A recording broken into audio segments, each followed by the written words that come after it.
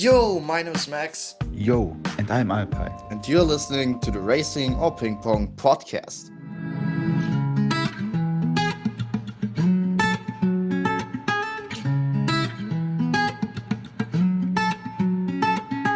Hey guys, it's Max here, and welcome to our first episode of the Racing or Ping Pong podcast. After every race, we discuss the race, what happened, what were the most interesting things, what were the most shocking things, who is the best driver, who is the worst driver. Sadly, Alpay hasn't got time to record a podcast because he is very unlucky with his school timetable, and yeah, I'm a bit luckier than him in this fact. But we've found some very nice guys on Instagram. You can check them out. And yeah, then we make the podcast with them. I think it's no problem for you. For Alpay, it isn't a problem too. Today it's all about the Singapore Grand Prix and what the race it was. So let us get through it in detail. But first, let us have a look what happened in this race in a short overview before we go into the podcast.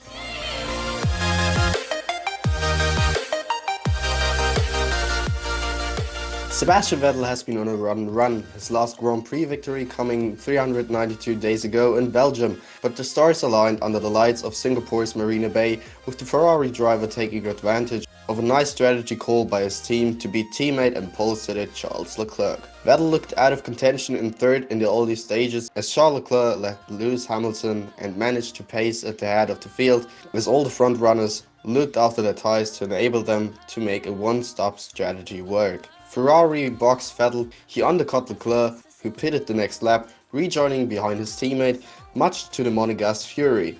Leclerc questioned the call several times on team radio and even asked for more power so he could attack Vettel, but the team told him to hold position.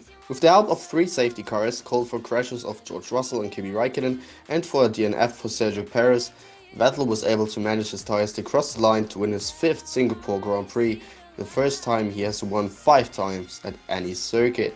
Leclerc came home second, 2.6 seconds back, with Max Verstappen completing a podium for Red Bull after he benefited from an early pit stop to undercut Hamilton, forcing the championship leader into 4th.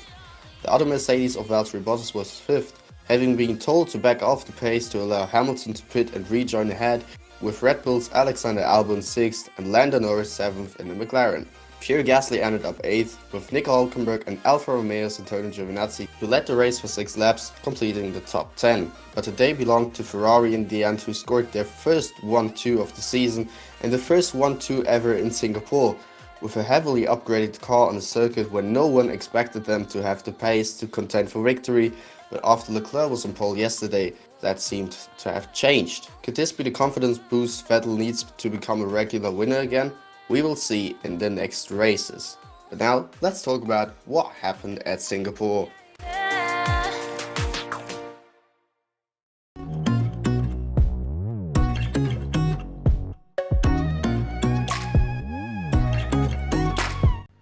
Welcome then. So now we are going to talk about the Singapore Grand Prix in detail. First of all, I wanted to introduce you to my guests today. First, we have Mihai from F1 Pits. Hello guys. We have Packers from Packers YouTube. Hey guys. We have Vlad. Hello. And we have Marcus. Hello. Okay guys, I hope you're all fine. Let's get right into the topic. But first of all, before we talk about the Singapore Grand Prix, there was some news about the F1 2020 season. It is still the season at the moment still, and not all seats are filled for next season. But there were some big news before the race in Singapore. First of all, Daniel Kvyat is staying at Toro Rosso for 2020. I personally think that it is a right decision, and it's not a decision which is shocking anyone, because Daniel Kvyat is doing a consistent job. He had Toro Rosso's second podium in their history as a team at Germany, and I think that Red Bull will stay with Alex Albon in the next season. But what is your opinion on that, guys? Pretty good, to be honest. As you said, the second podium for Toro Rosso next to Sebastian Vettel. It's pretty impressive, to be honest, in such a difficult race. With, I think, in total, like 5 or 6 safety cars. So weathering that with all the Mercedes cars and Ferraris just wheezing in their backs, trying to get the positions. impressive job. For me personally, I think actually Gasly should have been announced for 2020 as a Toro Rosso driver. I think the Red Bull seat should be between Kvyat and Albon, but it is what it is. I can see why they made this decision, but I would make the decision between Kvyat and Gasly. Yeah, I think that it's pretty surprising that Kvyat is confirmed as staying at Toro Rosso, because I thought he'll be a contender for Red Bull next season, but apparently Helmut Marko doesn't want him back there. So I guess, yeah, if he's staying in F1, I guess it's good for everyone. Gonna see him more on the podium, I guess. We'll see. I think it's still good that we still have him in F1. Yeah, it's good we have him in F1. I mean, I don't want to see Sebastian and Torpedo again. So, yeah, it's better he stays at Toro Rosso, in my opinion. Okay, the second thing which was announced, Kvyat is staying with Toro Rosso and Grosjean is staying with Haas. That shuts the door for Nico Hülkenberg at Haas. Alfa Romeo said they are not really interested in him too. So the question is, do you think that Nico Hülkenberg is staying in F1? Because the only opinion which is really realistic is Williams, and he began there, but Williams is not that what it was. I mean, he scored a pole position at Williams in his first season in F1. That Williams is scoring a pole position in the current pace is like a miracle. So, yeah. Do you think either staying at Williams in F1 in the grid, going to a test driver role, going to Formula E, for example, to another series, what do you think will Nico Hülkenberg do in 2020? Yeah, to me, it seems that Williams is the only option, since Alfa Romeo denied his request. Haas, surprisingly and stupidly, have signed Grosjean, and Kubica was leaving F1 due to, I think, also a shortage of maneuverability in his left arm. Alright, I don't know. So Hülkenberg, I think he will have only one option, and that's to start back at Williams, since I think the advisor, Prost, has said that Hülkenberg was too negative, which was the reason why they signed Ocon. I think he somewhere said that he's not really interested in Williams because of their performance. So, well, I think he just said that he's not going to compete in Williams. So I think that the reason Grosjean got re-signed again with Haas is because Ferrari want Hülkenberg as an alternative if Vettel decides to retire at the end of the season. It's a good idea for Hülkenberg, to go to Ferrari, but I'm not sure if Vettel is thinking of retirement after last race. So I guess the only chance for Hülkenberg is Williams. But again, at Williams, looks like Latifi will take it probably with Russell next season, but we'll see. Yeah, with Hülkenberg and Williams, I agree with Mihai. Latifi might take the seat. But for Hülkenberg, he can also take the Fernando Alonso approach and go the Triple Crown, maybe return some years after the 2021 regulations and win the Monaco Grand Prix and the champ. Okay, so pretty different opinions, but in general, I think Williams, and there you all agree with me, I think is like not the place where Nico Hülkenberg belongs to. I mean, he is much more better than that he's going to Williams, but also I think the opinion of Mihai that he can go to Ferrari, it is a chance that he will go to a Ferrari. I think, Daniel Ricciardo, of course, is their first man if it comes to a retirement for Vettel, but Ricciardo is like for the situation if Vettel retires after 2020, because Ricciardo has a seat at Renault. When Vettel retires this season, Hülkenberg would be ready, but after this race, I still don't think that it will happen. So personally, I think that he's going to be a test driver. In 2011, he was a test driver too. That I think a record with FP3s as a test driver. I think he lit like 13 FP3s, which is really FP1, sorry, which is really impressive. But yeah, it was mentioned too. Robert Kubica is leaving F1. I think it's not about his performance, it was his decision. It wasn't Williams' decision that he's leaving F1. I mean, he can get into another team. He can get maybe into the Ferrari program as a test driver or as a simulator driver. But I think he is searching for a new adventure. He is happy that he did this comeback. And yeah, I think all in all, the story that he was even back in the F1 grid is amazing. So I think that it is a great story in the end. Coming to the race of today or of yesterday, I don't know when the podcast is coming out or when you are hearing it, the Singapore Grand Prix. First of all, your impression of the race, was it entertaining? For myself, in the middle of the race, I thought like it's getting a bit boring because I thought it's going to be it's going to be a race which is only about the strategy for the win, but so many things happened after that. I mean, we had 3 safety cars, not to spoil what we're going to talk about, but yeah, your impression of the race, did you enjoy it? I personally have. What about you? Personally, okay race.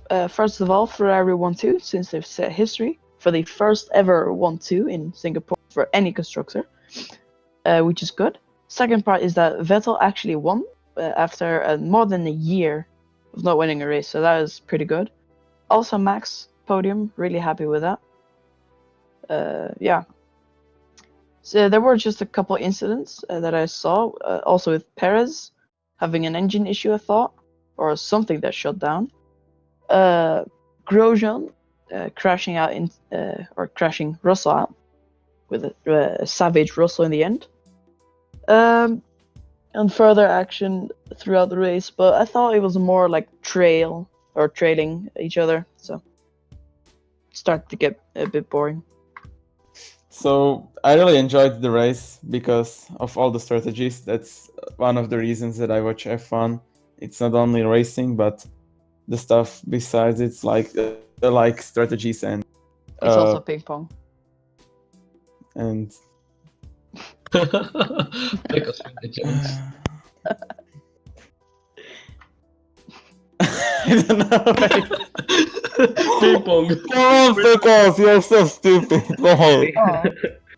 Okay, so I really enjoyed the race because of all the strategies. That's one of the reasons that I watch F1. I really like the strategies and the stuff besides, overtaking and having battles. So yeah, I think that's part of the F1, and for me, this race was really enjoyable because of that. But yeah, some of the strategies were really controversy, like slowing Bottas down to allow Hamilton to rejoin in front of him when he comes out of the pits. That was, I think, maybe little over the line. Well, it was over the line, and yeah, I think that Bottas should still have a chance to fight for the championship, even when the gap is like 60 something points. I think, I'm not sure. So yeah, Above I think that 60, was I see. stupid. I'm looking it up. So I think it was a nice race in the end. With all the strategies and stuff, we also seen 3 safety cars, and I thought the race will not end on laps on time. In the end, the race was pretty good, I guess. I wish we would seen more battles. Maybe Leclerc trying to attack Sebastian in the last laps, but in the end, overall, it was a good race.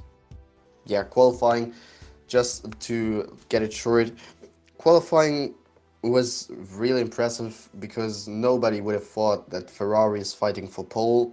Everyone thought that it's a Red Bull track together with Mercedes also doing some good laps, but then it was Leclerc in the end who was on the top.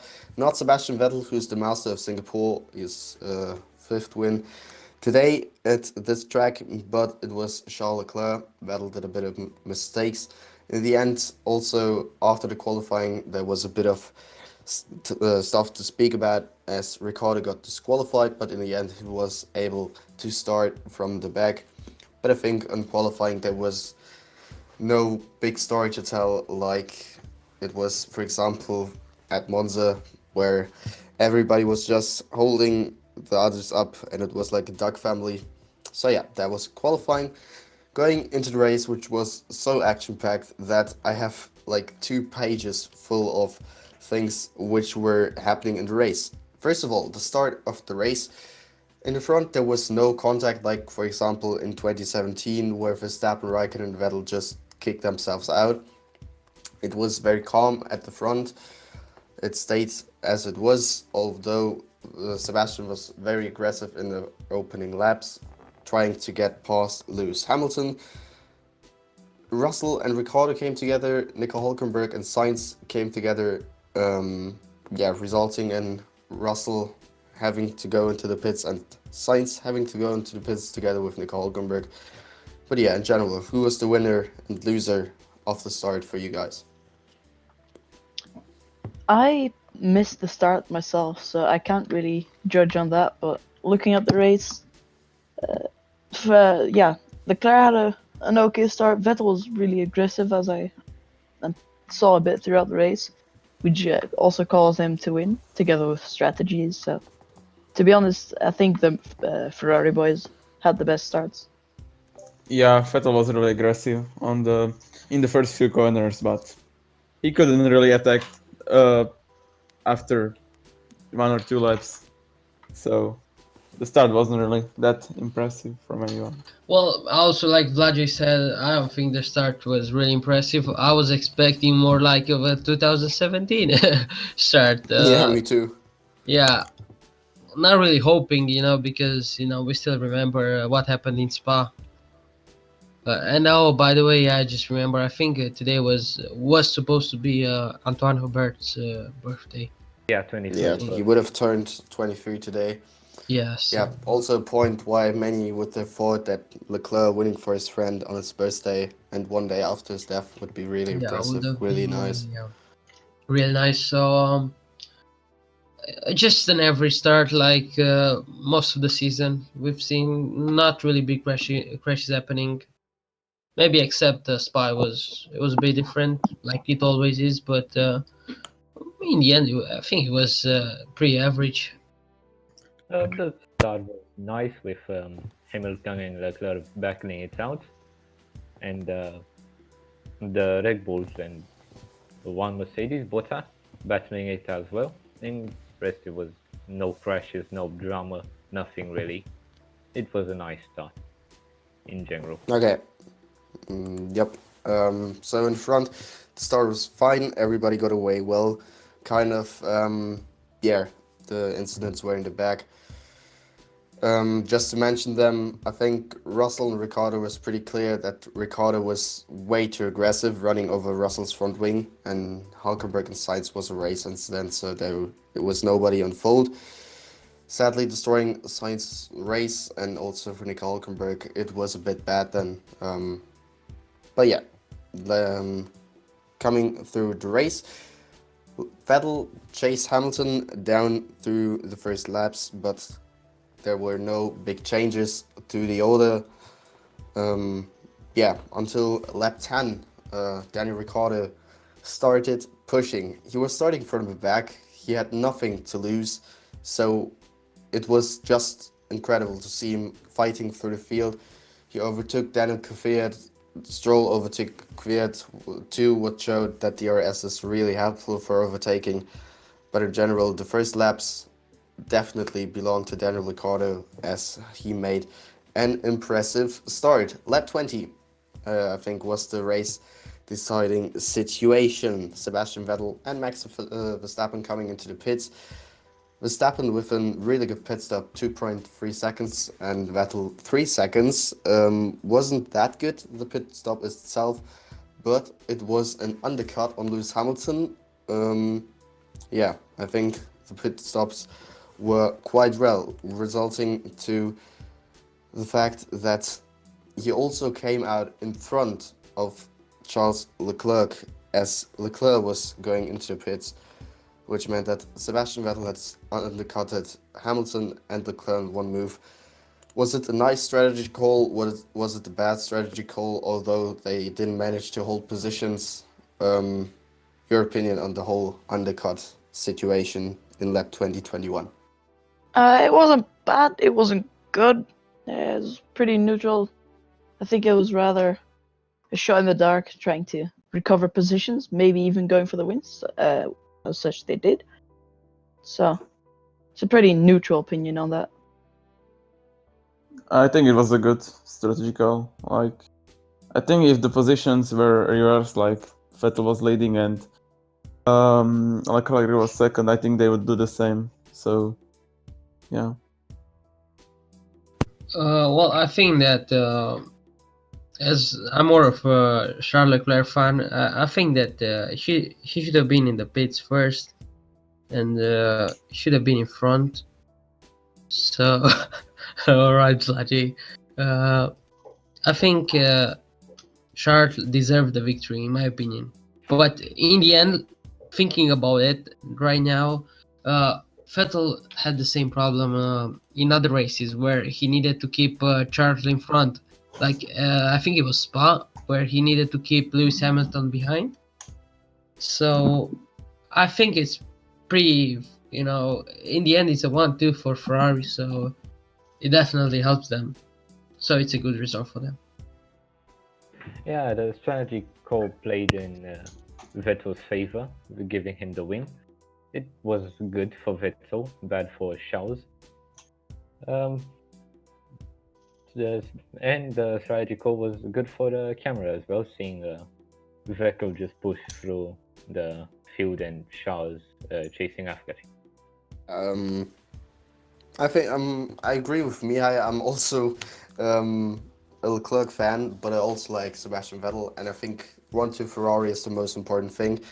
In general, I had the feeling that there wasn't no driver which was favored in this situation. The only goal was to get both drivers in front of Lewis Hamilton, to undercut him in both ways, which worked. Both drivers were in front, and then I think it does not play a matter who is in front. They said at the beginning of the season they are going to let them race. There's no number one, number two thing like at Mercedes with Bottas and Hamilton.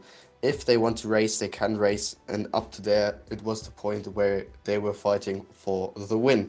In general, it was mentioned before, Hamilton and Bottas, it was a situation where Bottas got told by James, yes, Valtteri, it's James's bag, that he should stay behind, or that he should make the move that he should stay behind Hamilton.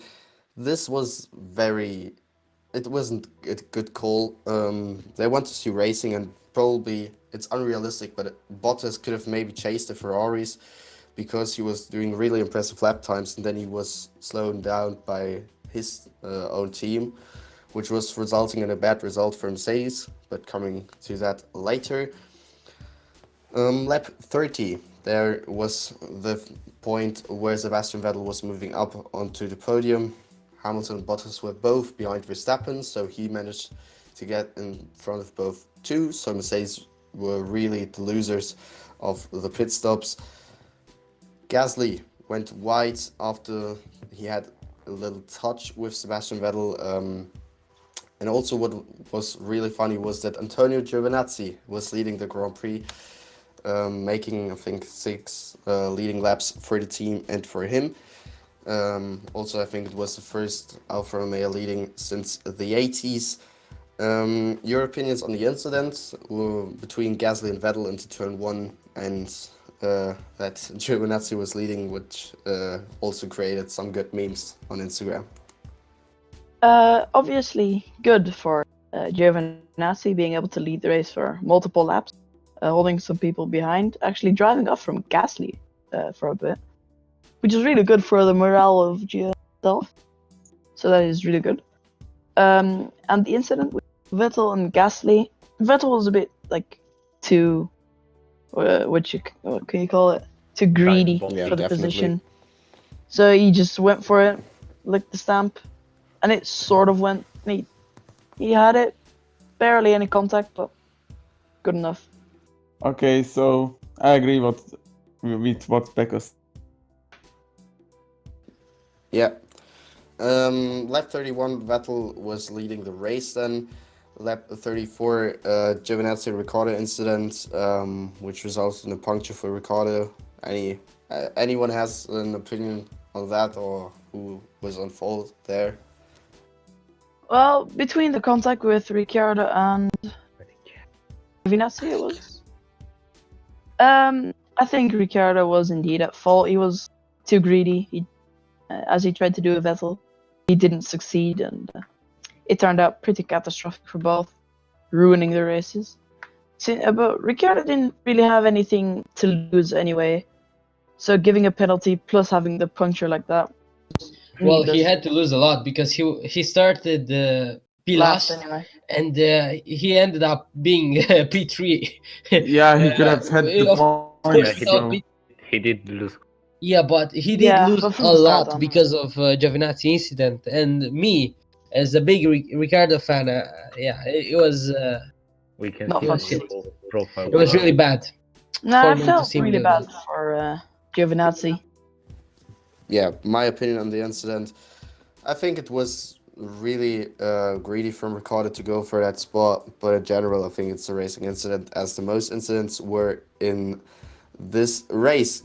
The next incident was bringing out a safety car. Romain Grosjean and George Russell. I think Marcus, you were involved in that, Kappa, but yeah, I surely think that yeah, Russell hasn't seen Grosjean pulled over, and they both crashed. Yeah, I think there is nothing more to talk about. That this is a race incident.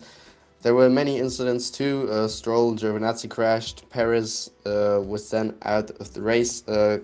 Coming to my question, how you would rate the season of Sergio Perez, as he has Lance Stroll, who's not really a competitive teammate, but is as a number one in the team also not really delivering. How you would sum up Sergio Perez's season up to here? Well, I don't really agree with you. I think Stroll was not actually too bad this season, and as we always call him a pay driver, but to be honest, after I think it was Germany, yeah, he got fourth, which was an amazing result, and even in this race, he was like he started from the back and he was right behind Perez, P11, just before he had that incident. So Stroll is not that bad actually. And talking about Sergio Perez, I think that he's doing the most he can do for real. Like the Racing Point this year is not that great of a car. We remember them from 3-4 years ago when they were like 4 team and no one can challenge them. But right now, I think they're like more of a backmarker team, 6th, 7th. So they're trying their best. And Sergio Perez is doing right. He has podiums in F1, so yeah, I think he's nice. yeah, we need to take into account what happened to Force India / Racing Point last year. That's the reason of their downfall. So, and like you said, I think Perez is doing what he can. Like, I think he was always a good driver. He just never got picked up by a big team, if you don't count the McLaren one era. So, and Stroll, well, he's I never really actually liked Stroll, but you have to take into account that he won some junior categories, so he's not bad. But yeah, Perez is doing a better job right now. Okay, yeah, from me, I said my opinion. Coming on to the last incident before the end of the race, the last incident which had a really big impact, and I think also brought out the third safety car. The torpedo is back. Danny Kvyat crashed into Kimi Raikkonen, broke suspension for Kimi, race over. Yeah, I personally think. The torpedo is back. I wouldn't say that, because Russia was like back in 2016, where it was called the torpedo for the first time. He crashed into the back of Vettel 2 times because he didn't quite make the corner. And today it was like he was frothing for the corner, but then both were like wanting to go onto the inside, but two cars in the same spot on the inside, never ending up in a good situation. So yeah, both crashed. Unfortunately, Kimi was the one who was more affected by this. Yeah. Do you see it in another way? Do you see Kvyat was clearly on fault, or Kimi was on fault, or how you've seen the incident in lap 51? I personally missed the incident, but as you said, it was a bit of both. Because were you watching the race or not? Because you missed the start, Yeah. you missed the incident. I missed parts of it. I didn't miss everything, but I missed parts of it. So yeah, I can't really say much. They both did a bit of a wrong thing, I think, in my opinion. So yeah. Okay, so Kvyat was looking like he was trying to replicate Ricardo's move, but like his dive bombing. But I don't know if it was a combination of things. Like Raikkonen was pulling to the inside. Kvyat was going from a long way, but I think it's a racing incident because yeah, like I said, Raikkonen was steering into the inside. So, but I think even though if Kimi wouldn't, if Kimi would let this left open the space, I think Kvyat would maybe like miss the corner or go completely to the outside. So I don't think they would fit into the corner, both of them, in that situation. Was it just a racing incident with a lot of damage? Last laps, Ricciardo got really to the back. Really unfortunate for him. In general, this race after it started really good. Yeah, Leclerc after 3 times safety car came near to Sebastian, but didn't really. Yeah, seemed like he wanted to overtake him. He just let Sebastian race. Sebastian was doing a good pace in front. Yeah, do you think Leclerc should have fought for the win at that point in the last laps after the last safety car, or was it okay that he was just letting Seb drive, or was Seb even too fast for Leclerc to follow? Leclerc tried his best, I but tried his Ferrari best. didn't want him to fight with Vettel because he would end up worse. Let's not remember 2017. So I think in the end it was the right thing to do. They scored the maximum points they could. So there's no point really saying Leclerc could have done it or not. It's just a good result in the end. Leclerc has already 2 wins. Vettel has helped him before, so it's pretty equal for me. Yeah, I have the same Yeah, opinion. same for me. As you heard on the radio. I agree with Mihai. It's better to score better constructors' points than drivers' points in Ferrari. Yeah, but as the engineer or strategist said over the radio, he was saying that we had to keep it smooth and let it go so we can score maximum points. Yeah, so really a decision benefiting the team, maximum points for Ferrari. Mercedes was trying to get Lewis Hamilton in front of Bottas, maybe hold them back from having a good result in the end. Really interesting, no point for the fastest lap as Kevin Magnussen got it.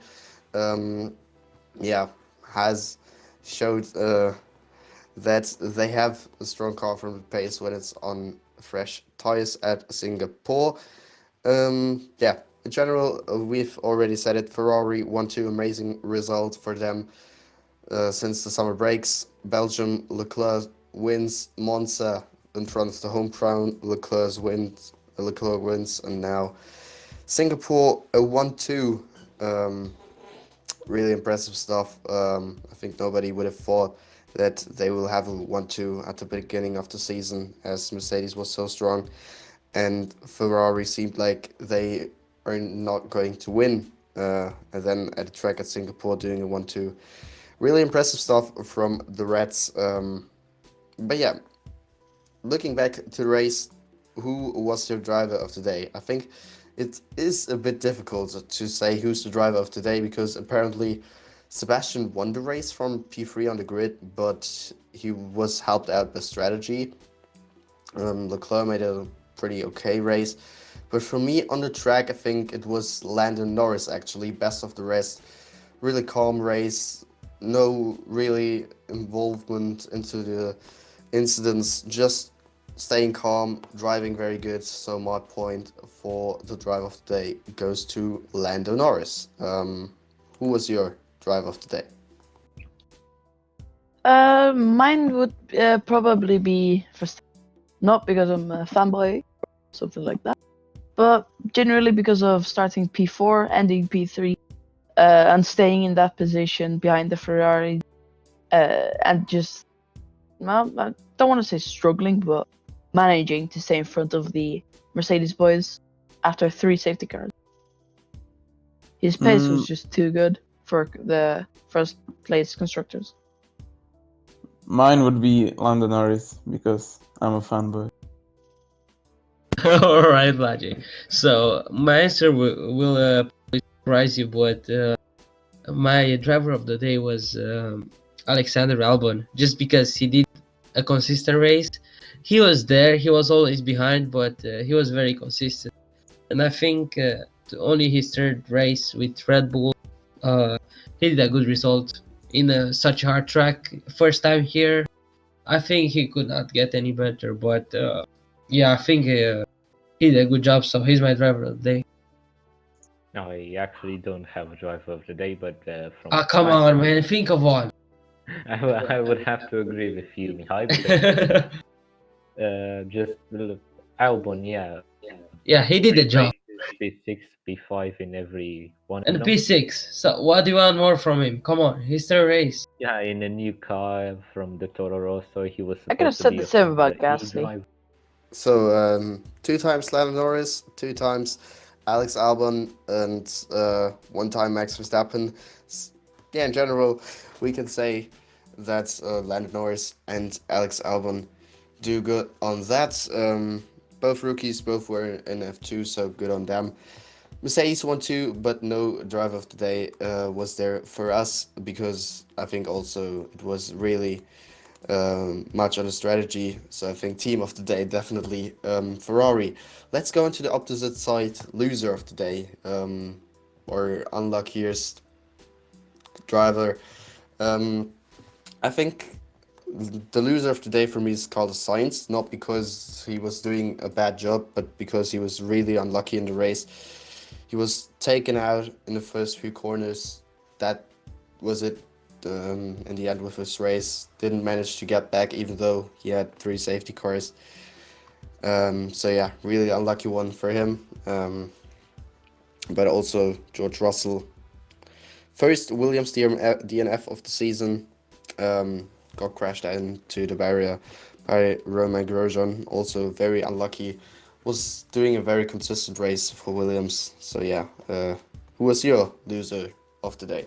Mine would be Grosjean, just by sticking around the outside of a track where you should know you don't have space coming out of a corner, going side by side, and eventually crashing into Russell, ending Russell's race and making his a bit more difficult. So that was the loser of the day for me. Yeah, I think Grosjean as well because I think he was like, oh, I got a new contract, so I can do whatever I want. So yeah. Yeah, I have to agree with Vladian because Grosjean, again, he did crazy things like he always does. And in my opinion, he doesn't deserve to be in Formula 1. So Just he's like the loser of the day for me. Loser of the day for me is the Iceman. He did nothing and just got punted. Yeah, we are looking forward to Russia now. To end this podcast in a good way. Yeah, Russia, Danny Kvyat's home race. Do you think that Ferrari will get their 4th win in a row? Do you think that Ferrari is staying in a position where they can beat Mercedes? Or is Mercedes going to fight back? Or can Red Bull even play with the big boys there. So I think Mercedes will fight back, and we'll see a close fight between Ferrari, Mercedes, and Russia. I don't think Red Bull have a chance there, so it's gonna be a fight between Mercedes and Ferrari. I don't want to say this, but I think the old dominant Mercedes is coming back. I think, but I hope not. I hope not. Yeah, as well, but my money are on Bottas. I think that he's very good at Russia, so he'll do great. Maybe win in that Mercedes and show again that Valtteri's James is not for him. Yeah, I think I could agree with Vladish. The Mercedes will probably come back with maybe Bottas at the front. Maybe the beard will have him back again.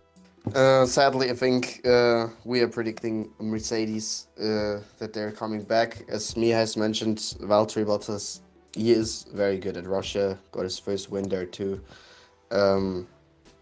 Russia is really a track which suits him. Yeah, so I think that's it for the podcast. Massive thanks for you guys that you were participating in the podcast. I think in the end it was a really cool podcast with reflecting on what happened at Singapore. Anything you want to say to the end? Not really. No, not really. I think we're just looking forward to Russia, and that's all.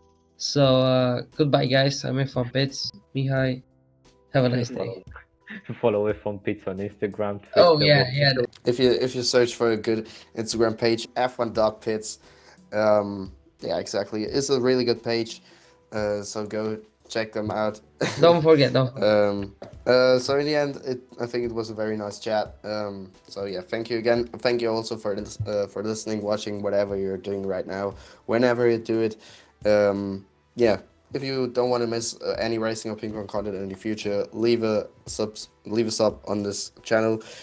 Like this podcast if you want to see more or listen to more podcasts in the future. If you want to participate in the podcast, just write me on Discord. Yeah, I will give you the name down in the video description. Yeah, share this episode with your friends if they want to listen to some good stuff before school, work, whatever. And yeah, then I would say this is it for today, and goodbye. Goodbye, guys. See ya.